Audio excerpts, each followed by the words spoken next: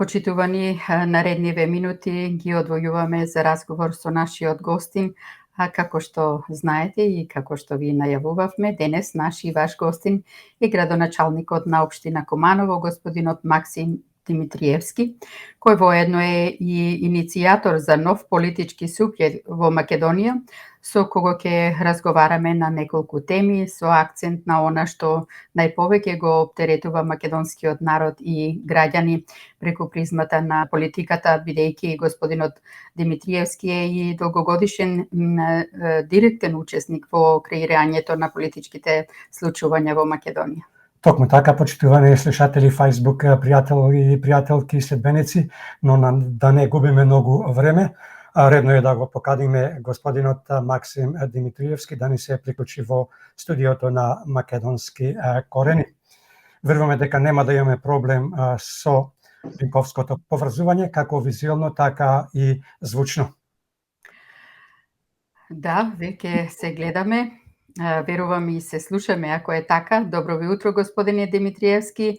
Ви благодариме што ја прифативте нашава покана за да бидете заедно со нас и со нашите слушатели и гледачи. Нам ни причинува големо задоволство што следниве 60 минути ќе ги поминиме заедно со вас и со сите оние кои не слушаат и гледаат.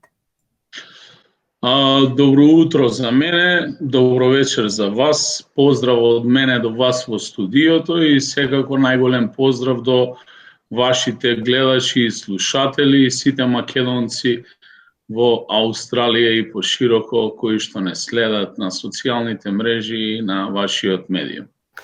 Добро ви утро и од мене, господине Димитриевски. Добро ни дојдовте на Македонски корени. Се надеваме дека ќе имаме плодна дискусија и ќе го задржиме вниманието на сите оние кои се со нас во овие моменти. Инаку ова интервју беше закажано за минатата сабота од поодамна, но поради вашите обврски го поместивме за денес, бидејќи вие, како што ни известивте, мораше да отпатувате во Прага. И на самиот почеток ќе ни кажете ли во кратки црти која беше причината за вашето патување во Прага и со какво искуство се вративте назад. Но и неколку зборови доколку сакате околу знаката на извонредност, која ознака пред неколку дена Европската асоциација на локална демократија ја додели на 9 општини, од кои 7 на општините кои ги раководи градоначалниците на ВМРО ДПМН, но и вашата општина на која сте вие градоначалник. Најпрво големо извинување што минатата седмица немав можност да се вклучам во вашата емисија, инаку во Прага тоа беше студијско патување на организација на владата на Република Чешка, помеѓу поголем број на градоначалници од Македонија, каде што чешката влада всушност организираше форум на кој што ги представи најновите технологии и смарт решенија во делот на управување со локалните самоуправи и споделување на нови искуства, нови знаења и нови можности. Бев заедно со поголем број на градоначалници од Македонија присутен на тој настан и секако стекнавме нови искуства. За имплементација на истите е потребно и времено и дополнителни средства кои што за жал ги немаме во моментов како локални буџети, но видете, средствата се менлива работа, да се потрудиме да работиме повеќе и можеби еден ден и ние ќе имаме примена на такви високи технологии во нашето секојдневно живење. Што се однесува до наградата, ми беше чест да ја примам таа награда. Тоа е награда од Европска организација, финансирана од Европскиот парламент. Услуга која што ја даваме во делот на јавните услуги и секако имплементација на полен број покорисни проекти за нашите граѓани, веќе сакале да признаеме или не, генерално локалната самоуправа во Македонија последните 20 години е во сериозен застој од аспект на развојот и имплементација на капитални инвестиции, кои што првенствено се должи на тоа дека имаме многу ниско ниво на фискална, финансиска децентрализација, или со кратки зборови кажано, Македонија е се уште многу централизирана држава. Голем број од средствата кои што се прибираат на локално ниво всушност завршуваат горе на државниот буџет, додека многу мал дел од нив се слева на локално ниво и со тоа се скратуваат можностите за финансирање на сериозни капитални проекти директно од страна на локалната самоуправа, а сепак најбитната цел на една локална самоуправа е да работи од граѓаните и за граѓаните, да ги прибирате средствата од даноците на локално ниво, да ги имплементирате во проектите, бидејќи вие директно ја подобрувате животната состојба на граѓаните и условите во кои што живеат. Бидејќи многу често се споменува дека младите луѓе заминуваат во Македонија и тоа е точно. Во континуитет последните 15 години заминуваат младите луѓе и тоа не поради причина од социоекономски карактер, само што би кажале да заминуваат за поголема заработка, туку првенствено младите луѓе се фрустрирани од лошата состојба, лошата организација, високото ниво на бирократија, значи големо ниво на партизација во општеството, голема поделеност на национално ниво и поради таквите односи во општеството всушност се фрустрираат дополнително и не сакаат да живеат едноставно во несредени услови, заминуваат на запад, а во многу случаи, ете и како многу семејства наши во Австралија, заминуваат, се одселуваат, особено во прекоокеанските држави и се намалува бројот на населението. Тука всушност излегуваат од државата најквалитетните кадри кои што и се неопходни на државата за нејзин непречен развој. Замислете, инвестирате во еден лекар, во еден градежен инженер, еден електроинженер, поголем дел од неговото образование всушност го плаќа државата, тој го вложува својот труд, кога ќе дојде моментот за валоризација на неговите знаења да останат тука во државата, всушност ние ги испуштаме сите тие кадри и доаѓаме до ситуација да заминете на лекар и всушност да видите една неорганизација во болницата и да едноставно нема кој да ве лекува на едно квалитетно и високо ниво. А нашите доктори во странство се едни од најдобрите и најпризнаените и всушност сите профили кои што излегуваат од државата се такви, бидејќи ние македонците сме меки луѓе, прилагодливи, дисциплинирани, ние знаеме да работиме, но всушност првенствено треба да се постави систем со кој што треба да се менаџира исправно во насоки на добробит на граѓаните и добробит на државата. Така. Ви благодариме за опширното излагање. Така, честитки за наградата од Европскиот парламент, господине Димитриевски. Вие не само што сте градоначалник на Куманово, сте и организатор или прв човек на движењето Наше Куманово. Неодамна најавивте и формирање на нов политички субјект. Во изминативе неколку месеци посетивте и неколку градови во Македонија. Што беше тоа што ве потикна на еден ваков чекор и дали целта на ваквите посети е поврзана со формирањето на тој нов политички субјект? Јас сум долг временски период присутен во политичка активност. Уште кога завршив со служење во АРМ веднаш по матурирањето и завршувањето на гимназија, кога се вратив од служување на воениот рок, се активирав како тогашен млад член на Социјалдемократскиот сојуз на Македонија, полн со ентузијазам и желба да создавам нови вредности заедно со многу мои пријатели и другари.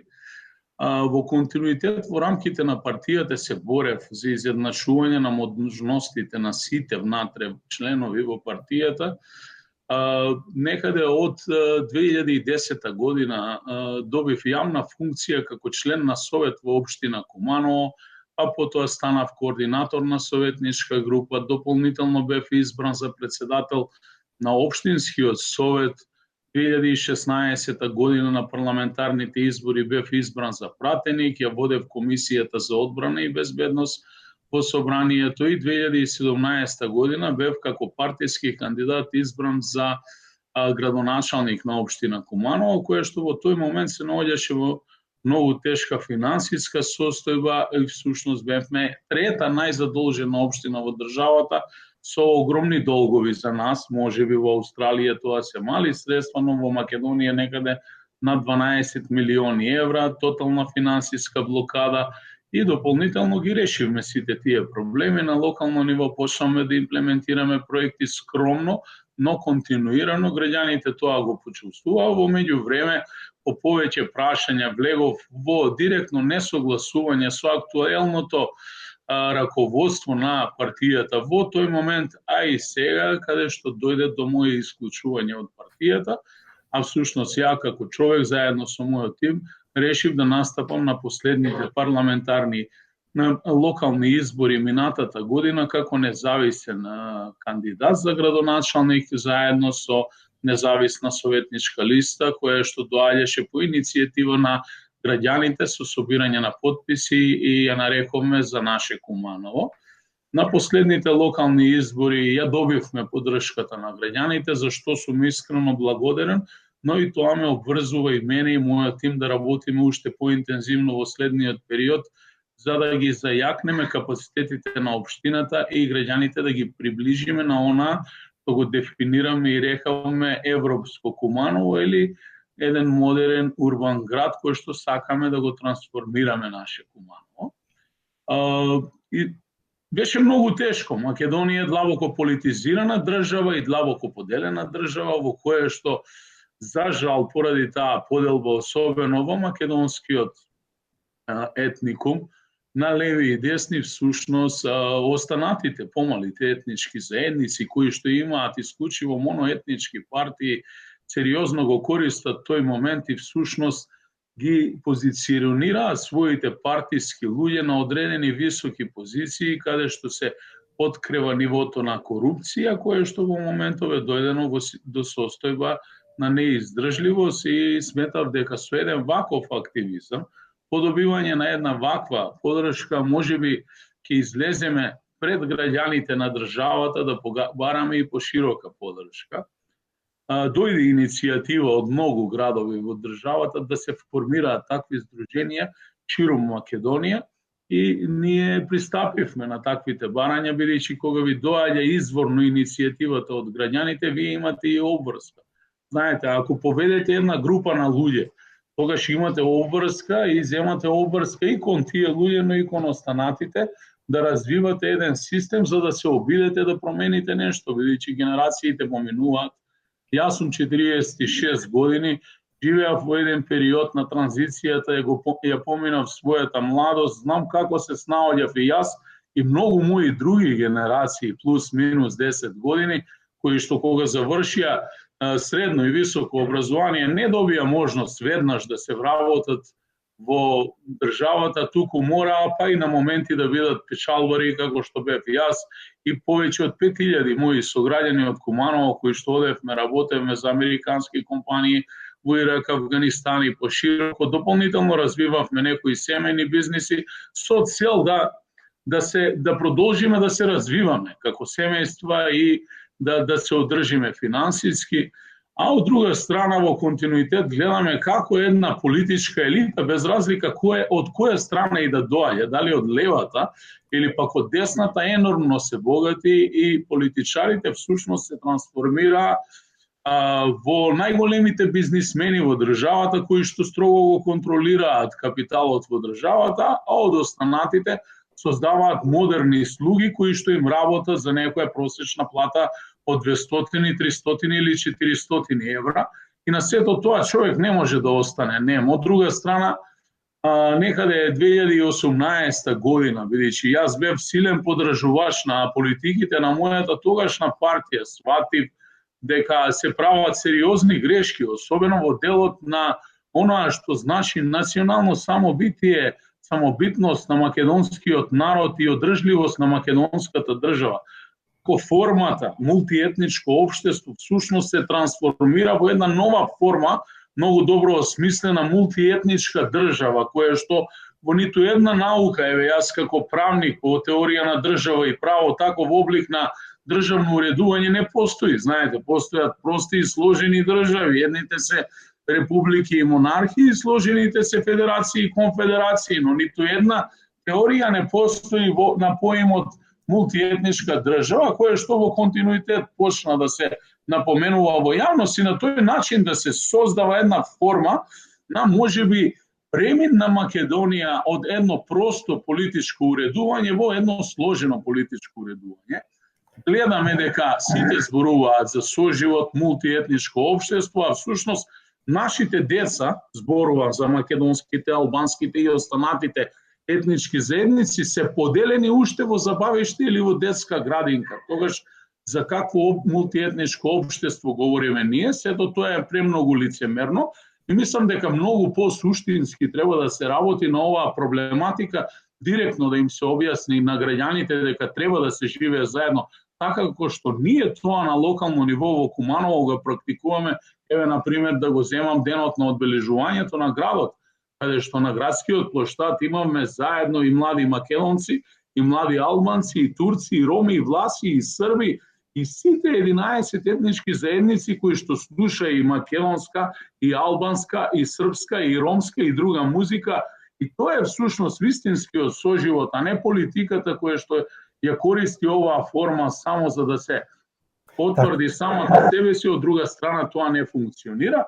И затоа влегов во еден ваков проект да формираме едно вакво движење, граѓанско движење на ниво на државата, со кое што верувам дека ќе го привлечеме и вниманието на граѓаните, но првенствено и ќе се стекнеме со нивната доверба, ќе понудиме едни реално остварливи политики да ја придвижиме реално Македонија да тргне напред како држава. Тема може да ќе се навратиме малку покасно. Извинувам што сум долг. Така, ми се чини дека повеќе од доволно објаснивте за зошто се одлучите на тој чекор. Дали формирањето на здруженијата, односно движење од типот на движењето Наше Куманово, е еден вид проверка, односно испитување на пулсот на жителите од градовите за нивната заинтересираност за формирање на тој нов политички субјект на ниво на целата територија на Република Македонија. И кога сме кај овој најавен политички субјект, сте размислувале ли за името на тој политички субјект или пак по логиката на нештата само по себе се наметнува името Наша Македонија или За наша Македонија? Ние тргнавме од Куманово и Прилеп со цел да се вратиме на асномските корени на државата и дополнително регистриравме Сдружение на граѓани во Крушево, да се вратиме на крушевските вредности и она што значи Крушевската република за Македонија, со единствена цел да се вратиме на некогашните идеологии кога е создавано оваа парче земја и е трансформирано во држава. А таа држава е создале нашите предци, кои што многумина од нив за жал денеска не се живи, но сме ние сведоци на таа историја. И денеска кога гледаме дека се негира, всушност сваќаме дека тие истите кои што не негираат не можеле да излезат на крај со нашите предци, но денеска нашле меки генерации кои што можат да остапат пред се под изговор за некои поголеми вредности. Да, продолжуваме понатаму низ цела Македонија, но суштината на движењето, граѓанското движење не е името.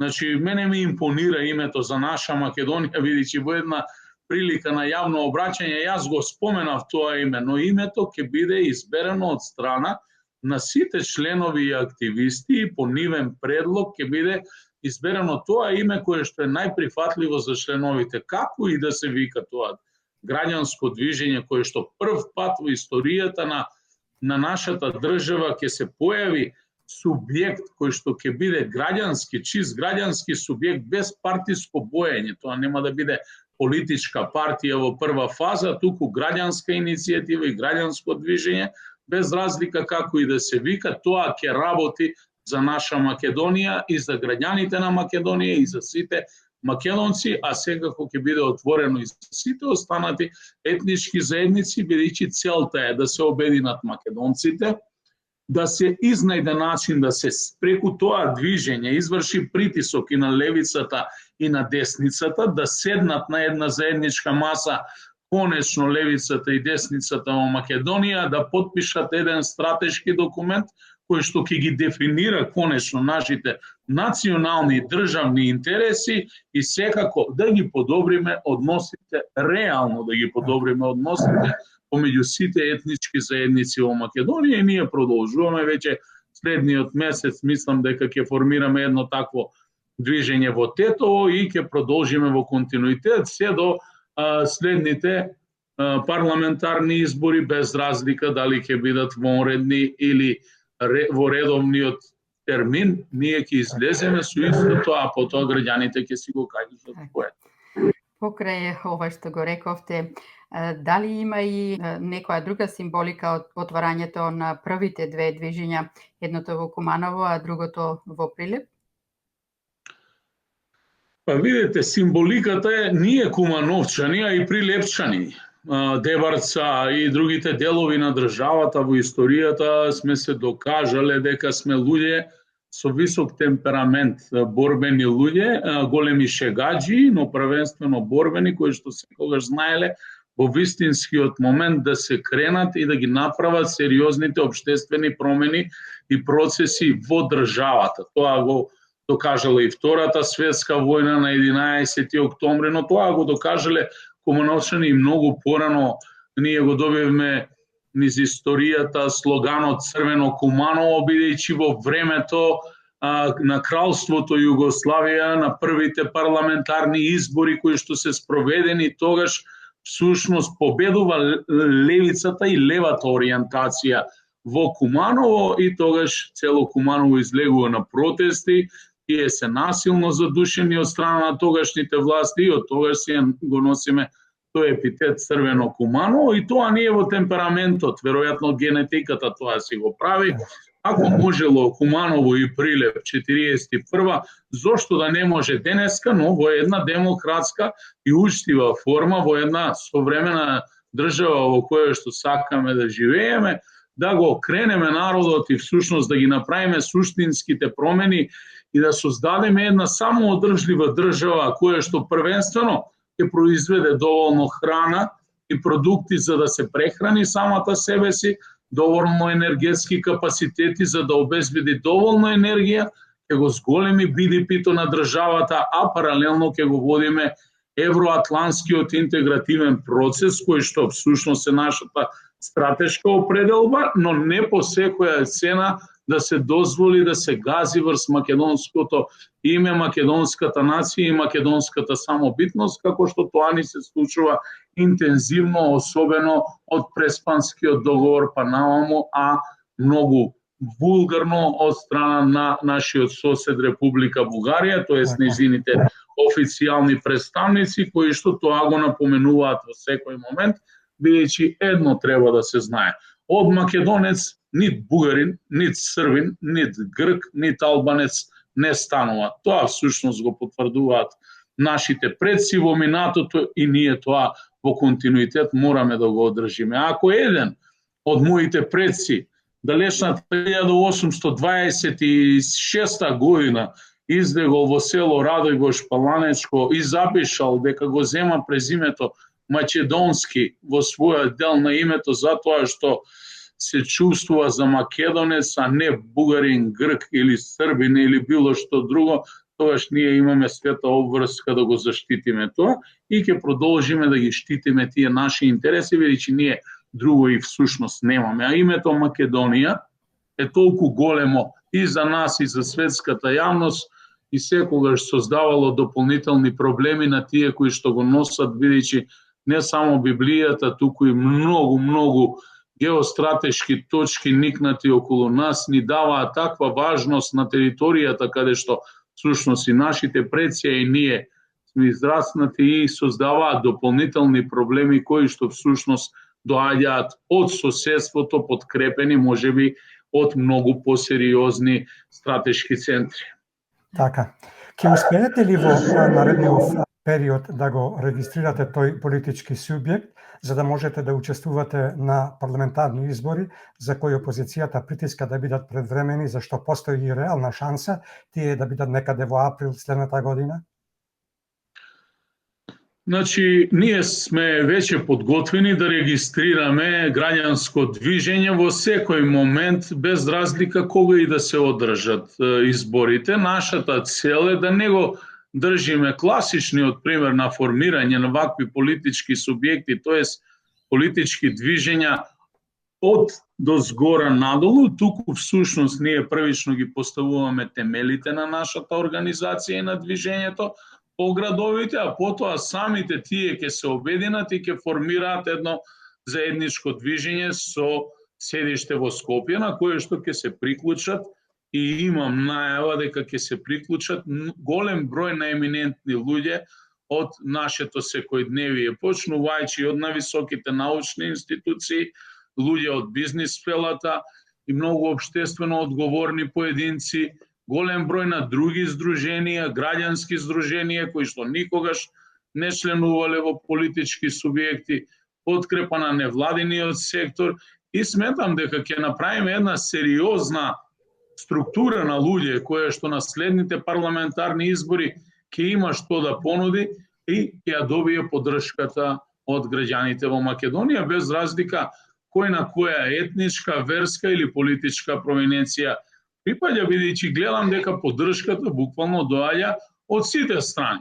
Доаѓа и од поранешни поддржувачи или актуелни поддржувачи на левите и на десните и од етничките заедници кои што го разбираат овој концепт и дополнително откако ќе ги обелодениме сите имиња во јавноста и нашата програма, сметам дека ќе има многу големи резултати со што ќе преземеме уште поголема обврска Македонија да ја вратиме во вистинска насока. Така. Дали имате јасни индикации кој е грото на оние кои ви приоѓаат и сакаат да се зачленат во овие движења? Претпоставувам дека повеќето од нив се незадоволните од политиките на оваа власт, која сама на себе си го наметна епитетот ненародна власт, но и оние неопределените, се разбира. Па видите, доаѓаат луѓе, како што реков, и се приклучуваат луѓе и од левата и од десната страна, но најголем е интересот на луѓе кои што никогаш не се занимавале со политика и дополнително на луѓе кои што многу ретко излегуваат на избори да гласат. Особено ми импонира што доаѓаат голем број на високи интелектуалци, кои што никогаш впрочем и не се занимавале, ниту пак многу се оптеретувале со политика, бидејќи луѓето сватиле дека можеби ова е и последниот момент кој што може да даде дополнителна вредност за да се придвижи државата напред. Бидејќи изгубени се многу генерации. Можеби ова ќе биде една група која што ќе го даде својот максимум во следниот период за да државата застане таму каде што треба, да се стабилизира како држава, дополнително да се заштитат националните интереси и да се изнајде стратешкиот пат како Македонија ќе се движи во оваа тешка состојба, бидејќи ако имате во континуитет и одите историски анализирате, Македонија е оспорувана со векови. Македонија како држава има сериозни проблеми од своето обкружување. Ние не сме генератор на таквите проблеми, но за жал сме се родиле на едно такво геостратешко парче земја, каде што не ни е дозволено да се развиваме соодветно, ниту сме имале некогаш во историјата постар брат кој што како голема држава ќе застане зад нас, како што се создадени по тој пример многу држави во светот, туку едноставно самите со собствени сили во одреден момент најдовме начин и излез во Федерацијата со Југославија да продолжиме во тој континуитет и да создадеме конечно независна држава со македонски народ и останатите народности на овие простори и всушност сега е моментот да се продолжи во континуитет, да се заштити државноста и да се продолжи напред. И секако еден ден, бидејќи природно и географски припаѓаме во Европа, да бидеме полноправен член на Европската Унија, но не по секоја цена. Бидејќи ние во Европска Унија треба да влеземе и ќе влеземе, но како горди македонци, со заштитено македонско име, со заштитен македонски идентитет, со собствена историја и со взаемно почитување помеѓу сите народи кои што живеат на овие простори, бидејќи всушност генезата за формирање на Европската Унија е таква. Основната идеја на Шуман и Моне всушност е од прагматични цели за спојување на Европска економска заедница на јаглен и челик помеѓу Франција и Германија и дополнително взаемно почитување особено почитување на идентитетот, јазикот, сопствената култура и негување на јазиците и традициите на малите етнички заедници, што денеска за жал не е случај, например, ако ја земеме соседна Бугарија или пак Грција и многу други останати држави, каде што не се признаваат останатите малцинства, а замислете една Македонија, мала Македонија покажа таков широк капацитет да даде можности на сите. Значи, ние всушност воопшто не сме наивни како граѓани, но со едно такво прифаќање покажуваме една голема ширина да дадеме големи можности, а гледаме како во останатето наше соседство, ако исклучам Србија, значи се игра многу наситно и всушност не се дозволуваат елементарните права на помалите етнички заедници, кај што тоа директно како матична држава Македонија нас не засега. Зошто македонецот во Грција да не биде признаен или зошто македонецот во Бугарија да нема право да се опише како македонец? Албанија почна со одредени корекции, нашите македонци веќе таму имаат можности и се поголеми права и верувам дека еден ден ќе стигнат на ниво како што ние во нашата матична држава Македонија дадовме еднакви права на нашите сограѓани албанци, турци, власи, роми и сите останати, бидејќи ако дојдете да присуствувате на седницата на Советот во општина Куманово, на нашата седница на Совет, како што вие носите слушалки, сега во моментов на емисијата, така и сите советници ги користат, а секој представник од етничка заедница говори на својот мајчин јазик. И советникот од албанската заедница, и советникот од српската заедница, и советникот од ромската заедница, утре ако имаме советник и од турската заедница, зошто да не? Тоа се давање на можности на етничките заедници, а не онаа што про форма ние го гледаме во соседството, а всушност луѓето не ги уживаат тие права. Така. Ние на македонски корени им подадовме рака скоро на сите новоформирани политички партии за време на формирање или по формирањето. Но, нажалост, скоро сите не разочараа, со исклучок на еден или два политички субјекти. Потврдувајќи ја народната изрека "Не гледајме што правам, туку слушајме што зборува". На интервјуата ветува брда и долини, но како што изминуваше времето, така се повеќе си ги покажуваа лагите, потврдувајќи го спротивното од она што говорат. Од наша страна, таквите беа навреме детектирани и ја прекинавме нашата поддршка, а со тек на времето и македонското гласачко тело ги прочитаа нивните намери. Каков ќе биде вашиот пристап кон гласачкото тело? Тоа е еден од условите за да ја продолжиме и нашава соработка и понатака. Па видете, во Македонија има една поговорка: ајде криво да не седиме, а право да зборуваме. Всушност, секоја политика е таква. Сите се во опозиција едно, а всушност потоа се трансформираат во нешто друго. Јас тоа го видов и со мојата поранешна партија, во чија што идеологија силно верувам и сакам да се вратам да ја вратам таквата идеологија назад во државата, бидејќи сепак тоа се едни прогресивни идеи. Асномска Македонија никна на тие идеи и таму кај што застана и линденците всушност продолжија партизаните и затоа имаме денеска ова наша Македонија. Нам државата ни беше дадена 90-тите години вака на дланка. И тоа што нашите предци зашто се борија и ни го оставија, всушност ние денеска го имаме и многу се потешко и потешко го сочувуваме, а од друга страна секогаш ако излезете со вакви ставови или ќе ве нарешат дека сте проруски определен, што апсолутно не е точно, бидејќи далеко е Русија од нас, ние сме сепак европејци, сакаме да бидеме европејци, полноправна членка на НАТО и нашата стратешка цел е таква, но ќе бидете обвинети дека сте финансирани од такви центри, ќе се фрли една анатема.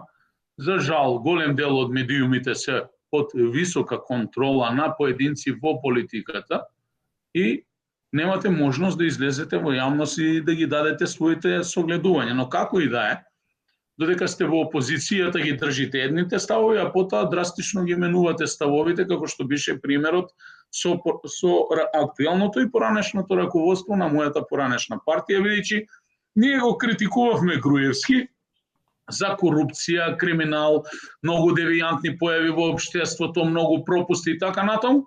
Откако се почна да се практикува власта, всушност актуелната власт стана Груевски на квадрат. И сега вие имате знак на изедначеност, се губи довербата кај граѓаните. Но како и да е, јас имав можност заедно со мојот тим да го водам Куманово периодот 2017-2021. Во тој момент сите мои партиски другари беа на високи државни функции. Но во ниту еден момент не останав нем заедно со мојот тим на многуте грешки кои што беа направени. Помеѓу првите реагирав во делот на лошото менаџирање со корона кризата. Ако се сеќавате, завршив малте не во домашен притвор со лажно решение за изолација. И јас и поголем дел од мојот тим во ковид кризата. Дополнително, при лошото несреќно интервју на поранешниот премиер Заев, јас реагирав за БГНЕС помеѓу првите. Дополнително во континуитет, без разлика дали тоа ќе се допадне на некој или не. Јас сум должен, имам општествена одговорност да го кажам мојот став по свите прашања, бидејќи сум вршител на една јавна функција на која што моите граѓани од Куманово ме избрали. Видите, не смеам и не можам, ја недозволено е без разлика колку и да сум близок со некој, ако некој излезе со став дека Куманово го ослободиле бугарските војски, да го премолчам тоа. Тоа е недозволено, тоа е менување на историјата. Па кај бил делами? Па каде биле сите тие кумановски борци? 18 народни херои. Кај бил Трајко Бузо и живата историја како не има кажувано како деца со Митролес заедно со своите соборци има излезено кај Страцин подлечено линија и кажам до тука, од тука натаму никој не смее да влезе, бидејќи до вчера вие бевте окупатори. И така натаму, тоа е жива историја. Значи, јас не ги менував собствените ставови и затоа денеска повторно сум градоначалник на најголемата општина во државата. Предпоставувам дека граѓаните тоа го препознаат, а дополнително и реализираме проекти и го подобруваме секојдневниот живот на кумановчани. Зошто ако таа приказна не е успешна во Куманово, да не биде успешна и за целата држава? Бидејќи јас гледам веќе повеќе од 30 години како се менуваат едните и другите и од лоши доаѓаат полоши.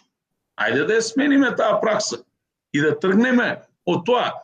Кога ќе прашаме што тоа државата направи за нас, да се прашаме себе си, а дали јас можам да направам нешто повеќе за државата? Да го промениме сите тоа заедно. За тоа е потребно мнозинство.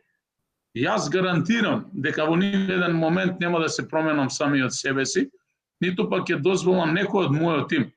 А доколку се менуваме, токму вие реалните медиуми и граѓаните сте тие кои што треба да не коригирате и да ни укажете дека правиме грешки, бидејќи видите столчево на кое што седам во моментов всушност има некој тип на некоја магична магија, бидејќи ви дава чувство на една таква моќ, барем на овие балкански простори, дека вие сте незаменливи. Не, секоја позиција е менлива и секоја позиција е времена. Тоа барем вие во Австралија, во развиените демократски системи многу добро го знаете. Но нивото на демократија и развојот на демократското општество во една држава првенствено зависи од нивото и развојот на политичките субјекти и демократијата внатре. Ако имате вие еден легитимен демократски избор на лидер на политички субјект, на раководство на политички субјект, тогаш вие дополнително ќе дадете нова вредност за развојот на демократијата. Вие во Австралија имате непосредна демократија. За жал, ние во Македонија имаме непосредна демократија само на хартија. Ако на последните локални избори МВР беше тоа кое што спроведуваше избори во Куманово и пошироко, а претходно тоа го практикуваше и Груевски. А нивната основна функција е да обезбедат изборен процес, а не да спроведуваат. Тогаш за каква демократија ние зборуваме? Па и добро е што стигнаме во вакви услови до оваа ниво во делот на имплементација на желбата за членство во Европската унија. И сега во моментот некој на мала врата ни ја турка агендата да влезете во Европската унија, се извинувам, ќе ме оставите. Се извинувам, бидејќи ми влегува ово канцеларија. Да влеземе во Европската унија, но при тоа да поништиме се за што нашите предци се залагале. Пак земете го говорот на Крсте Црвенковски во собранието и видите како тие генерации на луѓе се бореле за оваа денешна Македонија да има и сочуваме. То мислите дека сме немале тогаш притисоци? Едноставно мора да се издржи. Но тука апелирам исто така и до диаспората. Особено до вас кои што живеете во повлијателните држави во светот. Организирајте се, тропајте на поголема врата во нивните институции, зборувајте за вистината на тоа, за тоа што се случува во моментов на македонскиот народ. А ние дома да се погрижиме ваквата лоша и штетна политичка елита да ја тргнеме од власт и да доведеме одговорни луѓе кои што имаат одговорно владење, првенствено ќе суспиеме. Така, господин Димитриевски, ќе мора да побрзаме, бидејќи имаме уште намера многу теми да отвориме. Нема проблем, повелете со прашање. Така, неодамна... Така, попријатен ми е разговорот, го чувствувам како непосреден разговор помеѓу вас и мене, и немам чувство дека сум воопшто на медиума. Не така одамна вие испративте и една критика до председателот Пендаровски и со право, бидејќи господинот Пендаровски во многу наврати го има увредено македонскиот народ. Која беше причината што ви ја зовре крвта, што би се рекло, за да напишете дека се срамите што сте му дале подршка за време на изборите? Дали вистински се каете што сте му ја дале подршката или тоа беше само момент на секундарен револт, бидејќи Пендаровски и за време на кампањата го нарече народот и граѓаните на Македонија како стока во трело?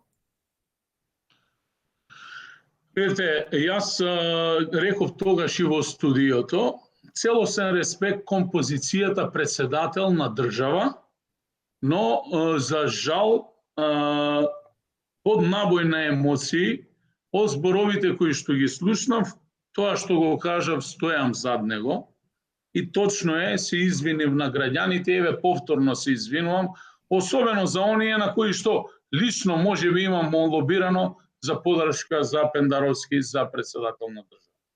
Нема да дискутирам какви беа останатите негови против кандидати, но како и да е, тоа што Пендаровски во континуитет го прави, со ретерирање на ставовите, со менување на ставовите и на крај преседанот каде што сопствениот народ не смее на пресконференција во странство да го нарече македонски народ или тој го нарече народот кој што таму живее. Тоа е срамно и погубно за една позиција која што во моментов истиот ја врши и мислам дека на следните председателски избори ќе се стави крај, а ние во Македонија тука и сите оние кои што имаат право на глас треба дебело да подразмислиме каков профил на човек во иднина ќе избереме да ја врши таа многу одговорна и, да кажам, престижна функција во државата која што треба да биде главниот стожер и стабилизатор во ова мултиетничко општество кое што ние всушност го имаме формирано и изградено во држава. Господин Димитриевски, би сакале да го слушнеме вашиот став околу начинот на кој се справува ова ненародна власт, односно на досега преземените чекори во однос на националните интереси. Промената на името, подпишувањето на двата договори, оној со Грција и оној со Бугарија, како и прифаќањето на така наречениот француски предлог, кој предлог е и влезен во преговарачката рамка?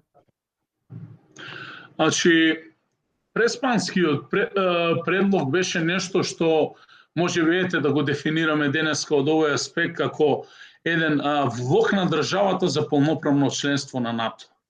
Може би тој проблем да се решеше некаде 20 на години понапред, ќе звучеше многу поинаку. Она што мене исклучиво ми смета во преспанскиот предлог е откажување од македонското малцинство во Грција и дополнително недефинирање на взаемно попичитување помеѓу државите, бидејќи истиот преспански предлог во моментов вие гледате дека цела Македонија е означена географска северна, додека кога возите низ Грција немате ниту една патна табла каде што пишува Македонија туку секаде се уште стои Скопје, а дури на едно место и Фиром, што значи дека истиот несразмерно, тоест не се применува со реципроцитет.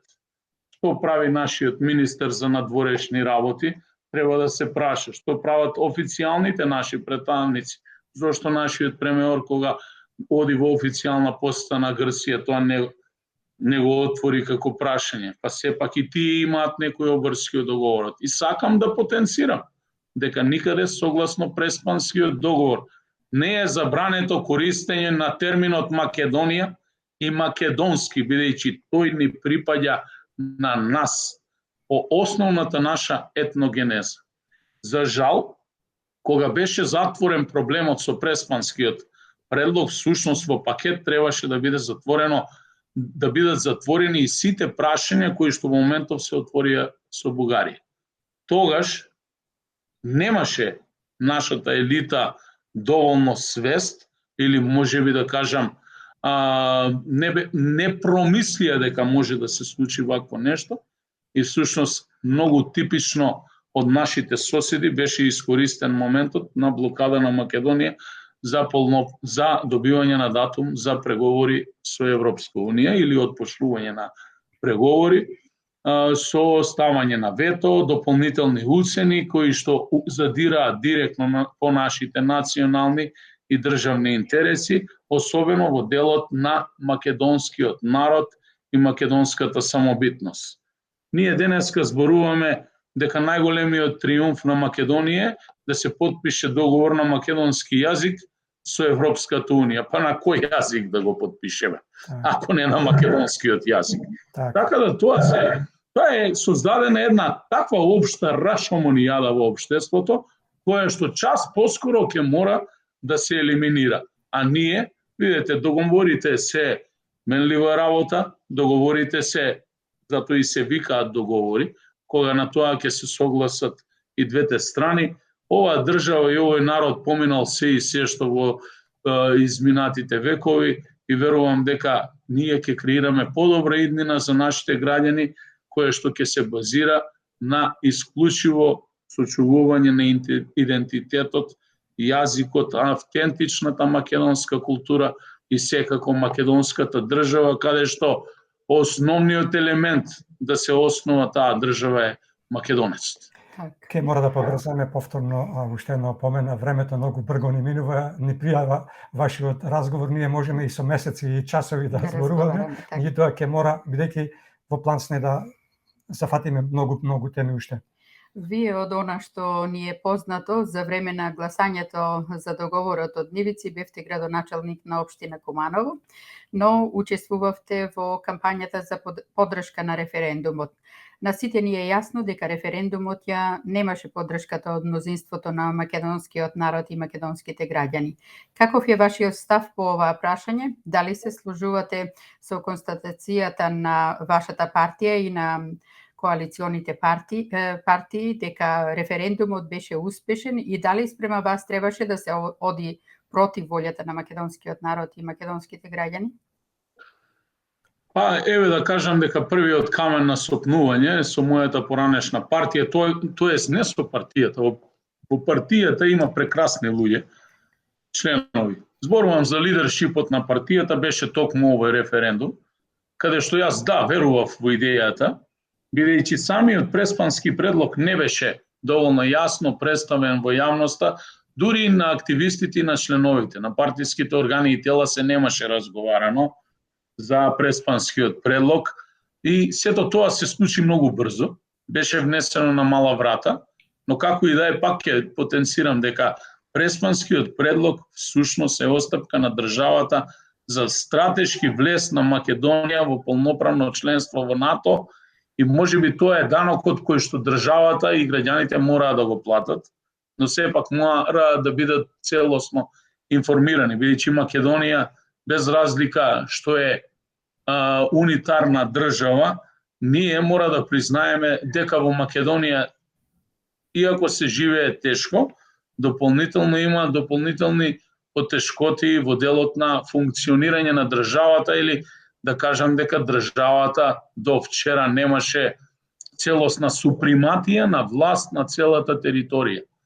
Или имавме поедина скриена екстериторијалност.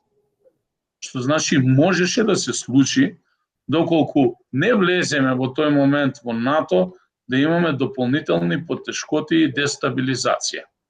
Јас верував во концептот дека Македонија и се уште верувам и сум силен поддржувач е и мора да биде полноправна членка на НАТО и еден ден членка на Европската Унија, но каменот на сопнување дојде од моментот кога референдумот, иако убедливата тој изјаснување на граѓаните беше за, сепак не доби потребен број на гласови за да биде легитимен и на тој начин всушност се изврши травматизација на сите граѓани на државата.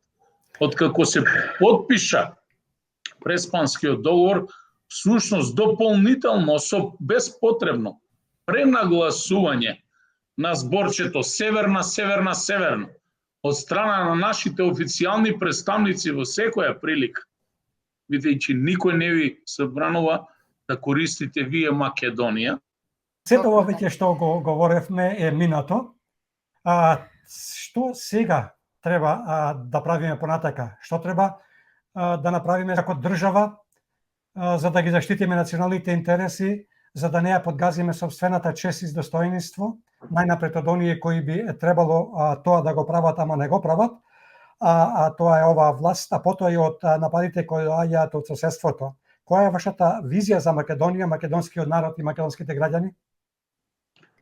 Па видите, јас тоа веќе го реков, значи македонецот треба да влезе во Европска Унија како македонец со строго дефиниран чист македонски јазик, македонски идентитет и собствена македонска историја која што се базира на тврдењата на нашите предци и поранешните поколенија, со крената глава, а не со свиткана кичма, а дополнително Европската Унија која што всушност треба да биде стожер и заштитник на таквите вредности, да ги дисциплинира одредени земји и членки кои што се користат непринципијално со можноста на вето да спречат одредени помали држави да бидат членки во тоа големо европско семејство, бидејќи ние на географската карта се наоѓаме во Европа. Терминот Западен Балкан апсолутно е термин кој што е одредено времено решение и целиот регион да се приклучи кон Европската Унија и еден ден да стане полноправна членка на Европската Унија.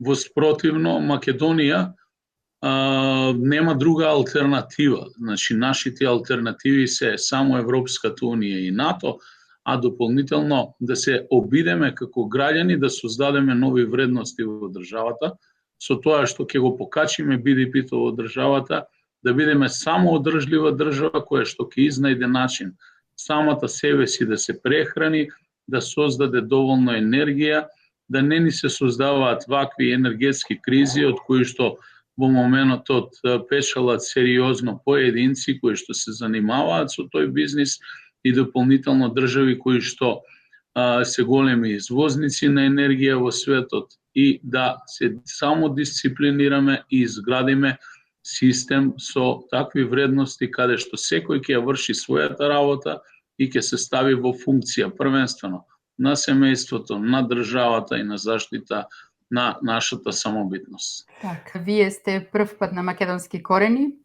затоа сакаме да го слушнеме вашиот став околу потпишувањето на договорот со Frontex, пред се со онаа реченица која постојано ја верглаат оние од владеачкото мнозинство. Цитирам: го потпишавме договорот со Frontex на чист македонски јазик. Завршен цитат. Дали оваа непотребна тема со македонскиот јазик, а по небулозно барање на нашиот сосед Бугарија, е дополнително наметната со прифаќањето на францускиот предлог од страна на оние кои си играат власт, а тоа е вашата матична партија, сега поранешна, и коалициони партнери пред СДУ. И дали со прифаќањето на тој така наречен француски предлог, всушност билатералниот проблем го трансформира во мултирален проблем? Значи, а на кој јазик да биде подпишан договорот со Frontex, ако не на чист македонски јазик? Па и не постои друг јазик, бидејќи согласно уставот на државата, тоа е службениот јазик во државата за надворешна употреба и тој ќе биде. Не постои сила која што тоа ќе го смени. Но видите, во Европската унија прашањето за јазикот се решава во предпристапните преговори во последното поглавје, каде што тогаш ќе биде дефинирано кој всушност јазик е стои. Јас имав можност да говорам во европска институција, каде што на мониторот видов македонски јазик испишано на кирилично писмо со фуснота. И верувајте ми, не е лесно тоа чувство да се види такво нешто, бидејќи во тој момент кога гледате тоа се чувствувате дискриминиран и не подеднакво ист со останатите во таа сала, а ги имаше од цела Европа. Што значи неприфатливо е Европската унија да не изнајде начин да ги дисциплинира одредени поедини земји членки кои што во моментов се полноправни земји членки на Европската унија, да ги реализираат своите големи аспирации токму низ вратата на Европската унија, со тоа што ќе блокираат земји членки, кандидати членки, како што е случајот со Македонија, а гледаме во иднина такво нешто се најавува и со соседна Србија, спорот помеѓу Србија и Хрватска, дополнително Бугарија со Србија. Зошто да не се користи примерот на Хрватска и Словенија, каде што се работеше конкретно за територијални води, но сепак Словенија не ја блокираше Хрватска и Хрватска е денеска полноправна членка на Европската унија. Значи, не може унијата да има двојни стандарди. Ке воведе стандарди каде што всушност ке се заштити идентитетот и јазикот на помалите држави, бидејќи тоа е едно големо семејство, тоа е една голема унија во која што сакаме сите ние да членуваме, но првенствено основните начела во унијата се тие, да си заштитат правата на сите.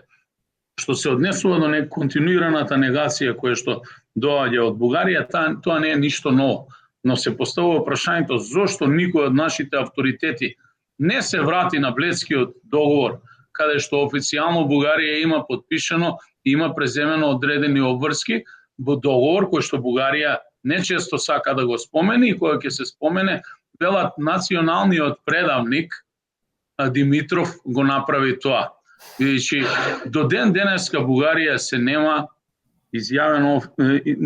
нема извинето официјално на ниту еден форум, во ниту една помала форма за сето тоа што го има направено во периодот на Втората светска војна. Се повикуваа дека биле дочекани како ослободители 41-а, да, точно е. Имало граѓани кои што ги пречекале со леп и сол, бидејќи сметале дека нивната идеја била поинаква и дека на вистина дошле да ги ослободат овие простори од поранешното кралство Југославија или како што велат од српската окупација тие. Но со поделбата на Македонија до Групчин, всушност ни ставија до знаење дека тие тука се дојдени во тој период на овие простори за окупација на Македонија, а за незадавање на еднакви права на македонците и создавање на македонска држава. Така да со тие гестови тие ги урнаа сите митови од минатото. Македонецот сам се изборил за држава, денеска ја има и ние мора да ја заштитиме. Официјалната политика на Бугарија очигледно ги оддалечи двата народи, македонскиот и бугарскиот, а тоа најлесно може да се забележи преку францускиот предлог, но и преку се позачестените небулозни изјави кои доаѓаат од бугарската страна. Каков е вашиот став на многу честите изјави кои доаѓаат од Бугарија дека Гоце Делчев, кога го гледаме во позадината на една фотографија во вашата канцеларија, и плејада на македонски дејци кои се бореле за независна самостојна Македонија, всушност биле бугари, бидејќи се истоветувал дека бил бугарин. И кога сме кај оваа тема, сакам да го слушнеме и вашиот став околу се почестите изјави кои доаѓаат од Бугарија дека Македонија е втора бугарска држава во Европа, подкрепувајќи го тоа со тезата дека во Македонија имало преку 100.000 бугари, алудирајќи на оние кои зеле бугарски пасоши. Значи, видите, првично сакам да објаснам околу францускиот предлог. Истиот беше предлог кој што беше еден вид на замка или стапица која што нашето актуелно државно раководство ја за жал не ја ескивира и истиот француски предлог не доведе во состојба да еден билатерален проблем го трансформираме во мултилатерален проблем и денеска Македонија повеќе, за жал по усвојување на францускиот предлог, кој што беше усвоен непринципијално, бидејќи мнозинството македонци не гласаа во парламентот за францускиот предлог и затоа и денеска имате чувство во македонското општество на некој полуапартхејт, така барем велат граѓаните, каде што малцинството управува со мнозинството или со дел од представници од мнозинството кои што всушност се во функција на власта и задржување на политичките и јавните функции. Но како идеја, да е, тој е веќе поминат и проблемот е трансформиран во мултилатерален. Тоа значи денеска Македонија нема проблем само со Бугарија. Македонија има проблем со Европската унија и Европската унија е преговорач на маса по однос на спорот кој што беше наметнат од Бугарија по нас. Иако претходно имавме сериозни ставови кои што за жал ние не ги почитувавме и од представници од нашиот најголем стратешки партнер, тоа се Соединетите Американски држави, каде што помошникот државен секретар јасно рече дека тоа е билатерален проблем, треба да се решава помеѓу двете држави заедно, а дополнително Македонија треба да преговара за полноправно членство во Европската унија и да добие датум за преговори. Но нашата политичка елита, тргнувајќи од председателот на државата, да не зборувам за министерот за надворешни работи, премиерот потоа хронолошки си рекоа дека всушност тие го имаат договорено тоа. Кога веќе имате ваши представници кои што веќе се согласиле на тоа, тогаш не можете да очекувате поддршката да ви доаѓа од странство ако вие претходно во преговори сте се согласиле, така да тоа е чист наш пропуст, особено на непрофесионалната дипломатија која што имаме во моментов, а за жал не успеавме да изградиме овие 30 години поради преголема политизација на целиот тој систем на дипломатија, каде што денеска ви имате што се помалку и помалку професионални дипломати од кариера, а имате голем број на политички пиони кои што ги вршат тие одговорни позиции амбасадори кои што се делат од ракав како ќе му стигне на кој ќе му стигне значи власта, така ќе се земе одредена позиција зависно од колашот во власта и сето тоа треба да биде променето. Како ќе го промениме? Со подобра организација и ако имаме стратешки партнери, а ги имаме, ќе земеме ако е потребно и луѓе од таму за борба против корупција кои што ќе се насушат токму во тој дел да помогнам. Да не го земам примерот за последниот избор на државниот обвинител за организиран криминал, каде што и официјално американската амбасада го кажа своето, а отворивте повеќе прашања за кои што ќе ми треба и подолг временски период да ви одговорам. Господине Димитриевски, вие бевте член на она гарнитура на СДСМ која на изборите за да дојде на власт ја промовираше идејата едно општество за сите. Дали го добивме тоа и како гледате сега од ова перспектива на таа флоскула? Силно верував во идејата, во слоганот нема правда, нема мир и во идејата едно општество за сите. За жал, по преземање на власта, поединци од таа моја поранешна партија, едно општество за сите, всушност го трансформираа во едно општество за нив лично и за поединци околу нив. И тоа е еден концепт кој што за жал пропадна во очите на граѓаните, но јас ќе го дадам својот максимум да ги убедам граѓаните дека се уште има луѓе кои што веруваат во таквите вредности за едно модерно развиено општество каде што сите ќе имаме еднакви права и можности, но и еднаква одговорност кон државата и општеството. Ајде уште малку околу францускиот предлог, ако немате ништо против. Како е вашиот став околу прифаќањето на тој француски предлог, кој предлог најповеќе се однесува на македонскиот народ, а кој прифаќање се случи со гласовите на пратениците албанци кои беа мнозинство при гласањето спротивно на волјата на мнозинскиот македонски народ и македонските граѓани? Па јас ова ќе ви го одговорам низ еден пример од мој комшија, кој што има повеќе од 70 години, се вика Шефке, доаѓа од албанската етничка заедница, кој што Кога бев да му го честитам Бајрамот, ми се обрати со овие зборови. Ми вели: синко, ако е дојдено времето да некој ми ја негира албанската нација, јазик и култура, лепи сол ќе мацам, но никогаш нема да се согласам со таквите предлози и сметам дека човекот е вистински во право, бидејќи човек без идентитет, јазик и сопствена култура всушност не е човек, туку е роб. Така.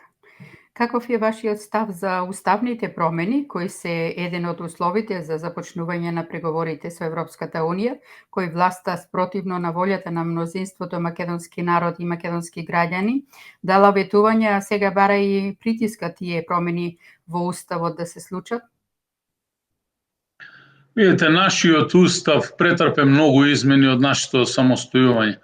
Уставот не е обично тефтерче да го отварате како и кога ќе ви текне на вас и да го прилагодувате за потребите на другите држави. Уставот всушност е највисокиот правен акт во државата кој што треба да биде во функција на државата и граѓаните. Инаку самиот француски предлог и договор ваков каков што е даден и понуден ќе мора да претрпи и договорот за соработка со Бугарија и добрососедство и пријателство и самиот француски предлог одредени дополнувања, а за тоа претходно говорев, тоа ќе се постигне од моментот од како ќе се изгради националниот консензус помеѓу сите македонски политички субјекти, а токму нашето движење ќе биде еден од иницијаторите за конечно обединување на македонскиот политички блок по однос на националните теми и државните и национални интереси на македонците и сите останати заедници кои што живеат тука.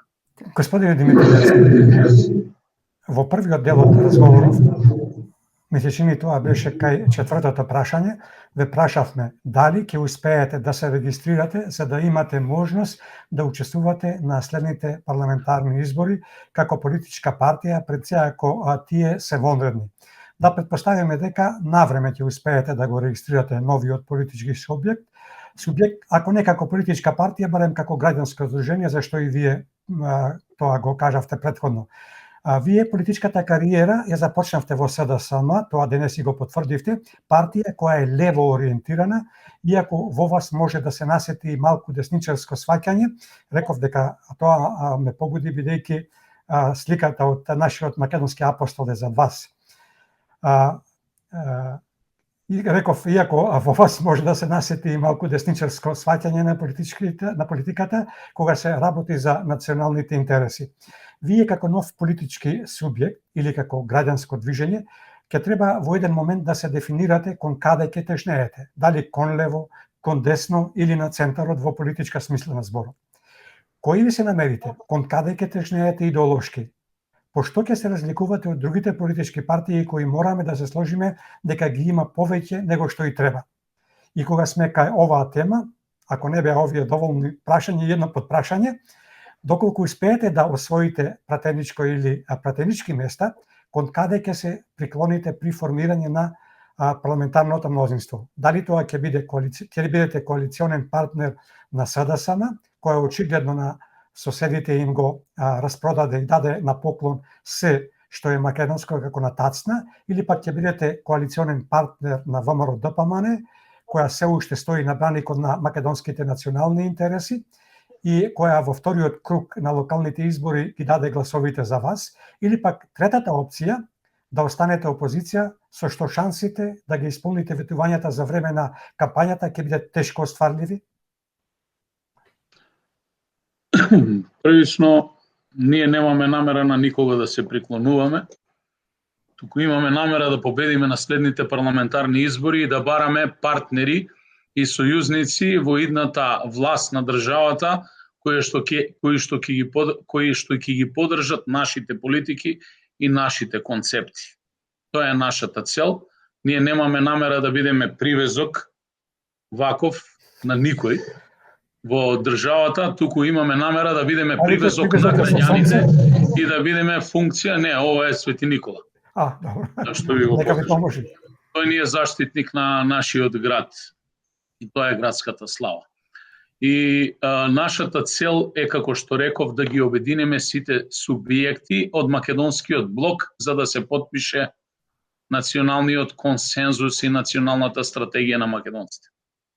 Јас лично по убедување и по идеологија сум левичар, бидејќи потекнувам од Социјалдемократскиот сојуз, но во право сте, во делот на националните политики имам одредени десни ставови, бидејќи можеби сум благ националист каков што треба да биде и секој македонец, но ниту во еден момент не сум шовинист. И тоа всушност е корисно за секоја нација и за секој поединец во државата. Верувам во европските вредности, верувам во демократија и така ќе се движам во политиката. Како ово ќе биде, каква ќе биде идеологијата и политичкото определување, лево, десно или концентарот на новиот субјект или граѓанското движење, тоа ќе го одлучат членовите и сите организации. Максиме само единка од тоа здружение, а ќе има голем број на членови приврзеници кои што всушност ќе ги дадат основните насоки на движењата. Моите политики се леви во однос на социјалата, економијата, даночните политики и други прашања, но по однос на националните прашања реков дека многу пати се движам концентарот и десно, бидејќи видите, ако не се почитувате сами од себе си, не можете да ги почитувате ни останатите и тоа барем вие преку океанот многу подобро го знаете. Но не е само да видите гол популист или пак некој си реторичар во делот на застапување на интересите, а дополнително кога ќе дојдете во ситуација да ги продавате на кило. Ние тоа го имаме со примери, ги спомнавте и двете политички партии. Па кажете ми една политичка елита која што не ги продаваше интересите до сега. Да ве навратам 99-2000 година што се случува, да ве навратам што се случуваше на председателските избори 99 година кога одредени членови на избирачки одбори во организација на тогашната десница беа претепани и избркани од гласачките места токму од албанци за да биде направен избор на председател на држава. Сето тргна од тогаш. Од 98 година всушност почна да тргна со уривањето на оваа држава и со целосна партизација и ние многу добро тоа го знаеме кои што живееме овде или оние иселеници кои што во тие моменти живеа овде. Но како и да е, тоа е минато, треба да биде зад нас, треба да креираме поквалитетна и попозитивна иднина. Инаку, има многу простор за говорење и за францускиот предлог и за сите оние проблеми кои што ги има во моментов Македонија, но како и да е, само најбитниот дел и она што вчера не негираше пратеникот од Бугарија Костадинов. Имало многу бугари во Македонија. Јас го почитувам секој граѓанин без разлика на неговото етничко или било кое друго верско уверување политичко. Ќе говориме и за тоа ако ни остане место. Волете ми поставивте прашање на кусо да ви одговорам. Го споменавте Гоце Делчев. Да, Гоце Делчев, сликата зад мене ми е поклон од матурантите од гимназија Куманово и со гордост ја чувам во кабинетот. Гоце Делчев се запишал за бугари, на што да се пише во тоа време, кога всушност немало графа кај да се пише како македонец. Имаме случаи денеска кои што на 100.000 македонци добија бугарски пасоши, па не ги добија затоа што се чувствуваат бугари, туку ги добија од прагматични цели за да одат со стомакот по храната во странство да печелат пари да можат да се вработат во одредена институција, бидејќи социоекономскиот момент во државата беше многу лош и се уште е лош. Тие кои што ги имаат бугарските пасоши апсолутно никогаш ниту се чувствувале, ниту пак ќе се чувствуваат за бугари, час и чест на исклучоци. Тој кој што се чувствува има легитимно право да се изјасни како бугарин. Еве во моја канцеларија, овде не можам да го свртам лаптопот, ги имам сите знамења на етнички заедници кои што живеат во Куманово по последниот попис. Турско, влашко, хрватско, албанско, ромско, значи српско, црногорско, бошњачко и бугарско знаме имам. Еден политичар во Бугарија нека се најде кој што држи на маса македонско знаме, бидејќи таму живеат македонци. А кажете ми еден политичар во Бугарија кој што Гоце Делчев го има зад зид. Бугарија како држава има многу своји дејци во историјата кои што ги почитува и вреднува. Нека ги остават нашите. На крајот на краиштата, па и нека ги слават. Тоа е за почитување, ако се чувствуваат и они како што рече вчера пратеникот Костадинов се чувствувал за македонец, тогаш е добре дојден. Нека побара државјанство во Македонија. Ке му одобриме државјанство и ќе живее заедно со нас. Но При тоа ќе треба да внимава да не го урива уставниот поредок во државата. И кога имате во други сериозни држави такви изјави од поединци, истите тие поединци веднаш се прогласува за персона нон грата, се упатува протестна нота и им се одговара соодветно, бидејќи тоа е недозволиво. Замислете сега, карикирам, да дојдам јас во Австралија и да зборувам на вакви теми. Што ќе ми се случи? Па сигурно ќе одговарам по казниот закон на Австралија. Во јавност да повелете. Доколку успеете да бидете дел од законодавниот дом или со други зборови доколку успеете да освоите пратенички места без разлика како делувате, каков ќе биде вашиот став околу двата договори, оној со Бугарија и оној со Грција? Дали ќе се залагате за поништување или пак ќе се залагате за промена на истите? Значи, поништување на договори не треба да има, но треба да има до работка на договорите и до оформување. Секој договор може да претрпи измена. Јас веќе говорим на таа тема, за да не го враќам повторно одговорот, да го парафразирам. Так. Господин Димитриевски, сакам да навратам на една постара тема, е поврзана со небулозните напаѓања од страна на Бугарија. Ќе сакате ли да ни го опишете вашето чувство во кратки црти во моментот кога на едно чествување, односно заедничко одбележување на заеднички настан со Бугарија по повод битката на Страцин, која што се случила на крајот од Втората светска војна, а на кое чествување вие бевте присутен во својство на представник на официјална македонска делегација, каде што бугарскиот представник, кој во своето обраќање меѓу другото ќе рече: тие бугарски свети земји, натопени со света бугарска крв, тие борци ја дадоа својата жртва за овие бугарски земји денес да бидат слободни. Ви зовели крв? Да, многу убаво го имате извадено. Ова е еден цитат од мој настап на телевизија, кај што всушност јас го објавив за прв пат тоа. Тоа беше првично, сакам во интерес на јавноста да кажам за борбата на Страцин. На Страцин имаме повеќе борби. Сите борби претходно, пред 1944 година, се помеѓу македонските партизани, антифашистичките сили тогашни во Македонија и во екс-Југославија со германските и бугарските фашистички окупатори.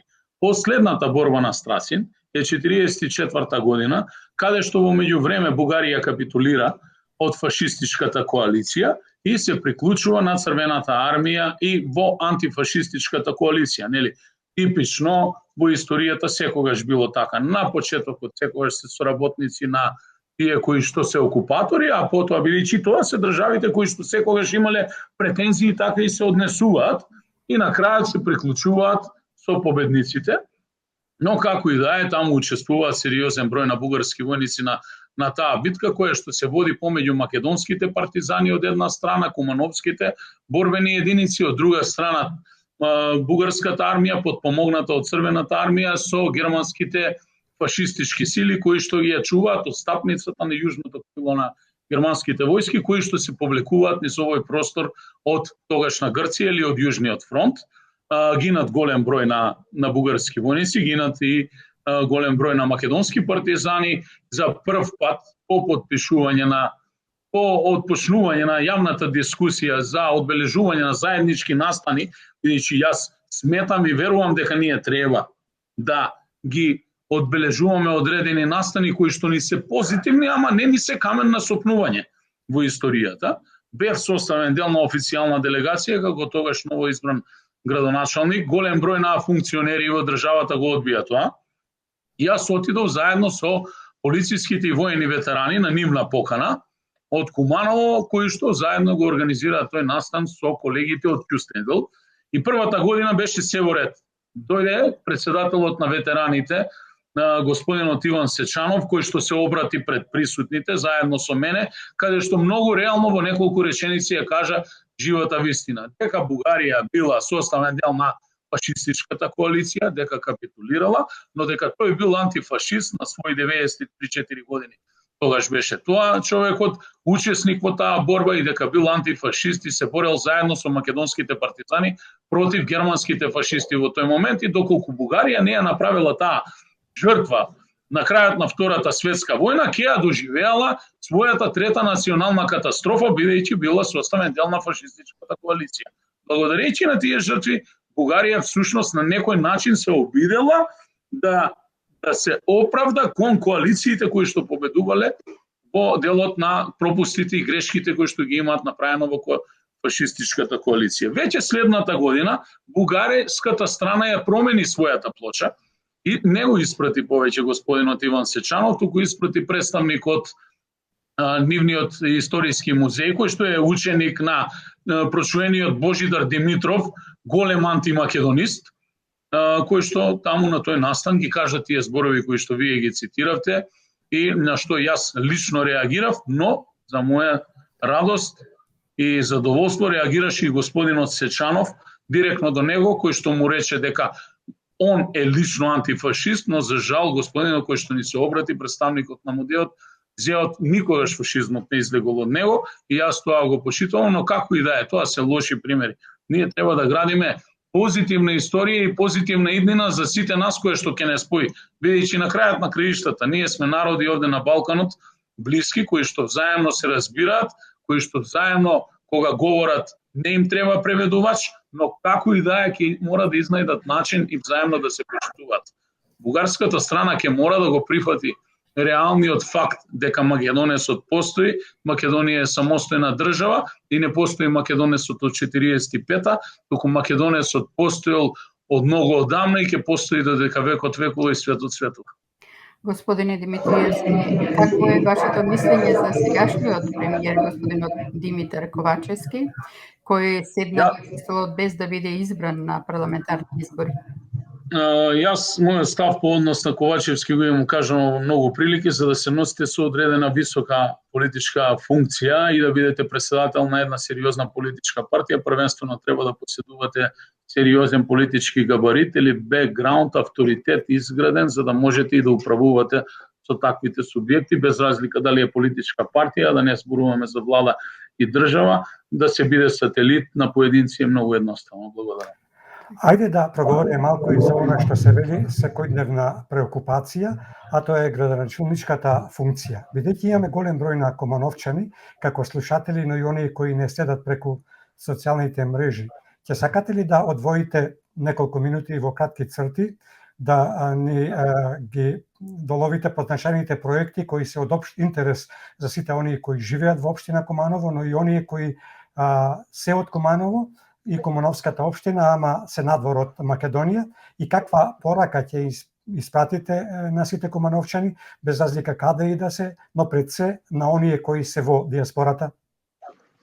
Во изминатиот временски период од 5 години имплементиравме голем број на проекти. Првично сум среќен што една од најзадолжени општини сега стана една од најфинансиски стабилни општини, што значи многу сериозно и одговорно се менаџира со ресурсите кои што ги собираме од граѓаните. Реализација само во минатата година од изборот за вториот мандат имаме некаде околу 130 проекти.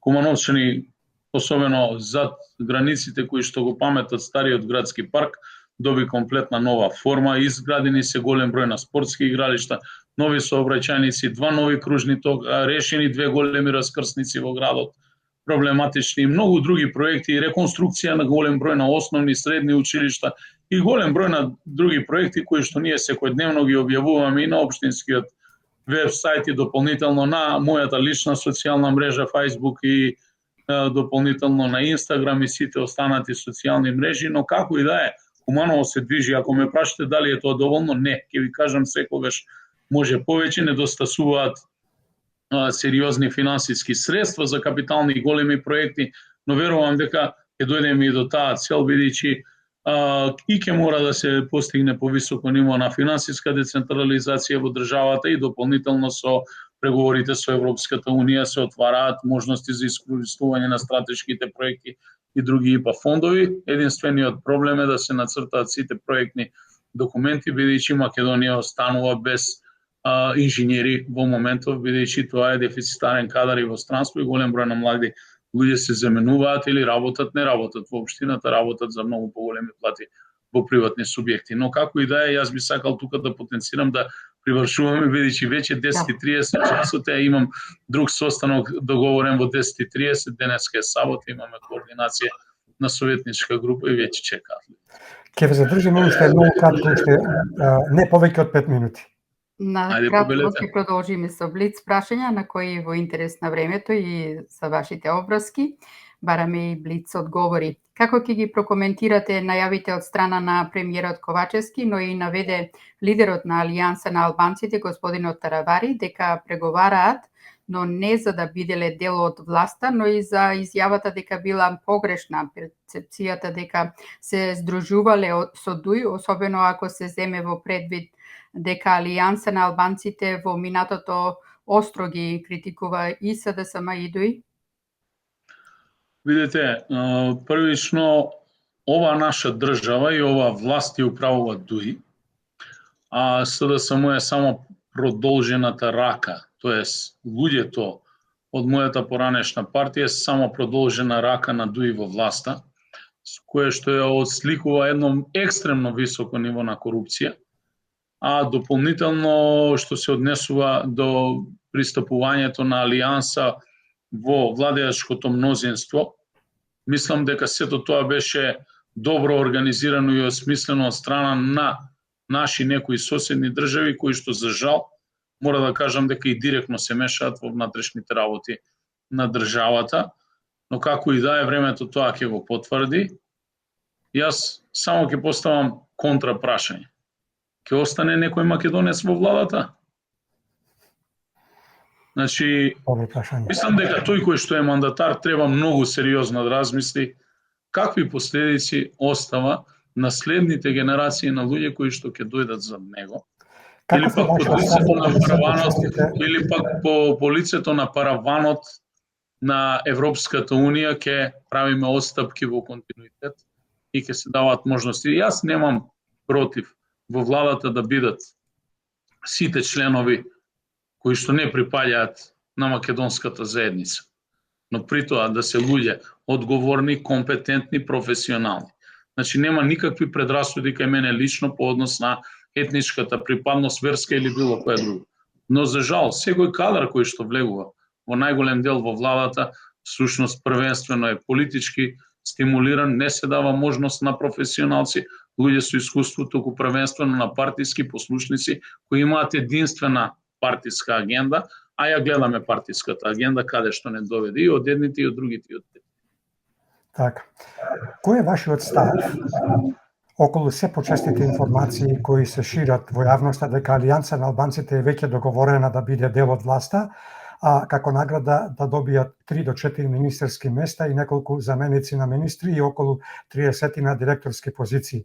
Со што владата на Ковачевски би имала 10 министри албанци и само 7 македонци. Према вас, со која цел влегува Алијанса во владата кога се знае дека и покрај се не можат да соберат 80 пратеници кои се потребни за промена на уставот со цел да влезат бугарите во него, што пак е услов за почнување на преговорите. И докаде ќе оди владата на Ковачевски со вакви самозанив познати математики? Влегувањето на бугарите во уставот не е ништо спорно. Ние имаме граѓански устав каде што се наведени сите етнички заедници. Ако има граѓани со бугарска етничка припадност во Македонија, секого треба да бидат составен дел на уставот, но за да внесете некој во уставот, првенствено матичната држава на тој народ треба да ве признае. Од друга страна да имате реципроцитет. Не можете вие да дозволите некој да влезе во уставот, а при тоа од другата страна не ви го признаваат ни малцинството кое што ви живее на тие простори. Ние нашиот демократски капацитет вчера го покажаме со отворањето на бугарскиот културен центар под покровителство на бугарската држава. Без инциденти, без никакви проблеми, дојдоа представници од Бугарија, не навредуваа во сопствената земја. Видете го капацитетот на соседна Бугарија и што се случуваше кога се отвараше Македонскиот културен центар во Благоев град, и тоа по приватна иницијатива, не по иницијатива на државата. Дури не дозволија ни да положиме свежо цвеќе на споменикот на Гоце Делчев. Па ако се повикуваат дека тој е заеднички деец или дека тој е бугарин, зошто не ни дозволија да положиме свежо цвеќе? Абе, Гоце не гледа од гроб и не знае човекот да си даде одговор самиот на себе си што се случува. Значи, не гледа и се чуди што всушност се случува, како може македонецот до тоа ниво да се само себе се уништува. А од друга страна, одговор на вашето прашање веќе го дадов со подпрашање, дали ќе остане одреден и колку македонци ќе останат во владата. Околу тоа, како ќе ги прокоментирате идентичките изјави на бугарскиот пратеник Костадин Костадинов за време на церемонијата, што ја спомнавте претходно? Веќе го коментирав господинот Костадинов и веќе реков кои се мерки требаше, ако сме сериозна држава, да бидат преземени. Тоа не сме да заврши само на протестна нота. Дури мислам дека ваквите идни случувања треба да се превенираат, бидејќи внесуваат голем револт кај македонскиот народ и кај сите наши граѓани и дополнителна прострација. Основната обврска и задача на државата е да ги заштити својот народ. Како ќе го прокоментирате вчерашното барање на бугарските историчари од Мешовитата комисија за историски и образовни прашања Охридската архиепископија да се запише, односно да се представи во македонските историски учебници како континуитет на бугарската патриаршија? Таквата историска комисија, според мене, треба веднаш, доколку прифаќа такви предлози, да се смени нејзиниот состав, да се распише конкурс, да се изберат луѓе кои што ќе застапуваат реално македонски страни и интереси и да се повикуваат на фактите од историјата, а не на тезите кои што доаѓаат од една, друга или трета страна, но јас историјата им ја оставам на историчарите. Она што по мене е многу побитно е да видиме каде тоа ние се движиме со нашите внатрешни политики и на кој начин ќе ги креираме како држава, бидејќи на крај за историјата ќе зборуваат историчарите. А тоа што си дозволивме во рамки на францускиот предлог да постојат делови каде што ќе имаме обврска нашите ученици да ги испраќаме на ревизија во Бугарија, с кое што треба да се согласи со тоа што нашите деца ќе учат, мисламе нонсенс и еден преседан кој што не постои никаде во светот, нешто во што ние навлеговме и што ќе има сериозно ќе се аплицира негативно во нашето општество и час поскоро тоа треба да биде изземено од самиот договор. Така, господин Димитриевски, задоволство причини вашето учество во Македонски корени. Верувам и нашите слушатели со внимание ни слушаа и покрај малите пречки. Ви благодариме и ви посакуваме успех. Имајте си убав викенд, пријатно до слушање и довидување во некоја наредна емисија овде на Македонски корени. Ви благодарам и на вас. Се извинувам што моравме да го прекинавме еднаш интервјуто од технички причини. Дополнително во задниот дел го убрзавме, но како и да е во оваа прилика, сакам да ги поздравам од срце моите кумановчани кои што живеат во Австралија и секаде низ светот и сите македонци, да се заблагодарам на поканата на општината од Австралија, конкретно од една од општините од Сиднеј, која што пред некаде еден месец ми упати отворена покана на нивна сметка да дојдам и да ги посетам и секако ќе се обидам во следниот период некаде во април-мај месец, доколку возможат можности да направиме одредена дополнителна соработка и да ја посетам и диаспората и сите наши граѓани кои што живеат во тие делови на светот. Поздрав до сите, чувајте се, сакајте ја Македонија, а вие продолжите со вашата емисија, бидејќи дава дополнителен допринос за развојот на македонизмот, не само во Македонија, туку во целиот свет, и подршка и до вас. Благодарам. И едно, како би изгледал поздравот на Кумановски до сите кумановчани на крајот? Кумановци мои, поздравljam ве од срце, држите се, чувајте се, сакајте се македонци и кумановци. Чао. Пријатно. Остануваме во контакт.